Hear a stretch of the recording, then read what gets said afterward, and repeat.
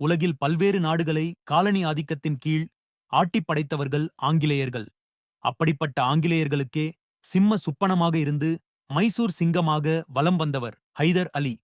அந்த சிங்கமே மிரண்டு நின்ற தருணம் ஒன்று வரலாற்றில் நிகழ்ந்ததென்றால் உங்களால் நம்ப முடிகிறதா?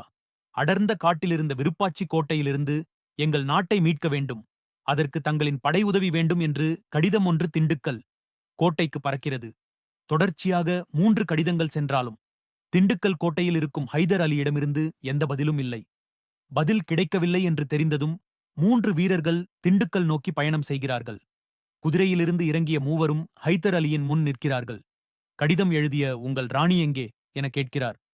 ஹைதர் அலி மறுநொடியில் ஆண்களைப் போல போர்க்கால உடையணிந்திருந்த பெண் ஒருவர் தலைப்பாகையை கழற்றி தன் சிகையை உதறி நிற்கிறார். பார்த்துக் கொண்டிருந்த மைசூர் சிங்கமே மிரண்டு போகிறது. ஹைதர் அலி மிரண்டு நிற்க காரணம், ஆண் உடுப்பில் கடல் வீரனாக நின்றவர் சிவகங்கை சீமையின் ராணி வேலுநாச்சியார். வேலுநாச்சியாரின் வரலாறு கிபி 1730களில் தொடங்குகிறது. அந்த நேரத்தில்தான் கடல் கடந்து வந்த ஐரோப்பியர்கள் வணிக நோக்கத்துக்காக இந்தியாவில் கால் பதித்தனர். தொடக்கத்தில் வணிகம் என்று வந்தவர்கள் துப்பாக்கி முனையாலும் தந்திரத்தாலும் மன்னர்களையும் ஜமீன்தார்களையும் நாளடைவில் தங்கள் ஆளுகையின் கீழ் கொண்டு வந்தனர். ஆங்கிலேயரை எதிர்த்து உரிமையை நிலைநாட்ட மன்னர்கள் பலர் அவர்களுக்கு எதிராக போர்க்கொடி உயர்த்தினார்கள். இப்படிப்பட்ட போர்க்கால சூழலில்தான் ராமநாதபுரம் செல்லமுத்து விஜயரகுநாத சேதுபதி முத்தாத்தாள் நாச்சியார் தம்பதியின் வீரக் குழந்தையாக பிறந்தார். வேலுநாச்சியார் கல்வி, விளையாட்டு, சிலம்பம், வாழ்வீச்சு, ஈட்டி எறிதல், அம்பு விடுதல், குதிரையேற்றம், யானையேற்றம் என எல்லா கலைகளையும் தன் மகளுக்கும் சொல்லிக் கொடுத்தார். அது மட்டுமின்றி பல்வேறு நாட்டினரிடமும் தொடர்பு கொள்ளுமளவிற்கு பயிற்றுவிக்கப்பட்டார் வேலுநாச்சியார். எல்லா வகையிலும் தேர்ச்சி பெற்ற வேலுநாச்சியார் ராமநாதபுரம் அருகாமையிலுள்ள சிவகங்கை நாட்டின் மன்னரான முத்துவடுகநாதருக்கு மணமுடித்துக் கொடுக்கப்பட்டார். மாளிகையிலிருந்து மனம் மகிழ வேண்டிய ராணி வேலுநாச்சியார் முத்துவடுகநாதரின் படைக்கு தளபதியாக பொறுப்பேற்றுக் கொண்டார். அந்த படைக்குச் சின்ன மருதுவும் பெரிய மருதுவும் சேனாதிபதிகளாக இருந்து பலம் சேர்த்தனர். அப்போதுதான் சிவகங்கை நாட்டில் ஒரு சம்பவம் நடந்தது. வரி கேட்ட ஆங்கிலேயர்களிடம், இந்த சிவகங்கை சமஸ்தானத்தில் இரத்த ஆறு ஓடினாலும் சரி, என் உயிர் போனாலும் சரி, வரி கொடுக்க மாட்டேன் என்று கர்ஜித்தார் மன்னர் முத்து வடுகநாதர். இந்த வார்த்தைகள் ஆங்கிலேயர்களுக்கு பிடிக்காமல் போனது, அவர்களை சீண்டிப் பார்த்தது. காளையார் கோயிலுக்கு 2ஆம் மனைவியான கௌரி நாச்சியாருடன் சென்றிருந்த முத்து வடுகநாதரை திட்டமிட்டு சுற்றி வளைத்தனர் ஆங்கிலேயர்கள். ஆங்கிலேயரின் துப்பாக்கி தோட்டா மன்னரின் முதுகில் பாய அங்கேயே மரணமடைந்தார் முத்துவடுகு. ராணி கௌரி நாச்சியாரும் கொல்லப்பட்டார். சிவகங்கை சீமையை மீட்டெடுத்து உங்களை கொன்றவர்களை பழி தீர்க்கும் வரை நான் ஓயப்போவதில்லை என்று கணவரின் சடலம் மீது கை வைத்து சத்தியம் செய்தார் வேலுநாச்சியார்.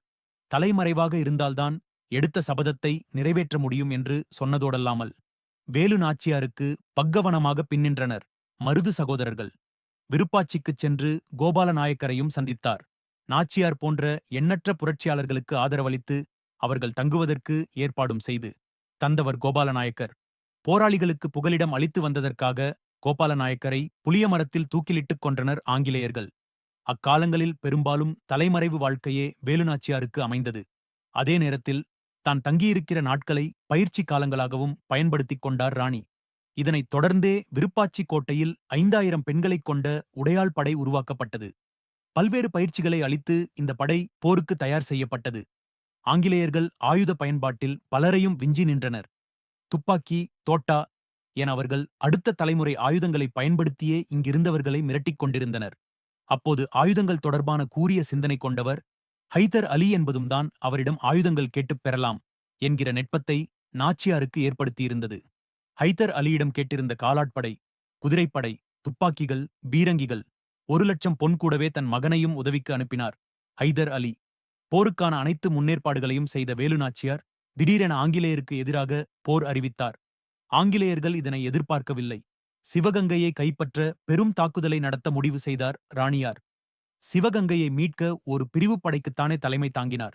அங்கிருந்த கோவிலில் ஆங்கிலேயர்கள் தங்கள் ஆயுதங்களை சேமித்து வைத்திருந்தனர். அந்த ஆயுதக் கிடங்கை அழிப்பதுதான் பெண்கள் படையின் நோக்கம்.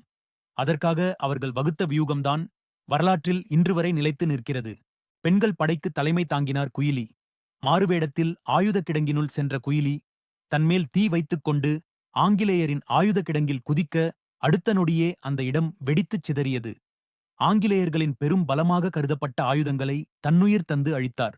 குயிலி, நீ சின்ன பொண்ணு, அப்படியெல்லாம் செய்யக்கூடாது என்று வேலு நாச்சியாரை எச்சரித்தும் அவர் பேச்சைக் கேட்காமல் நாட்டின் சுதந்திரத்திற்காக மனித வெடிகுண்டாக மாறினார் குயிலி. தான் எடுத்து வைக்கும் ஒவ்வொரு அடியையும் வெற்றியாக மாற்றிய வேலு நாச்சியார். ஆங்கிலேயர்களை விரட்டி சிவகங்கையை மீட்டெடுத்தார் வேலு நாச்சியார். 9 ஆண்டுகள் சிவகங்கை சீமையின் ஆட்சி பொறுப்பேற்றார்.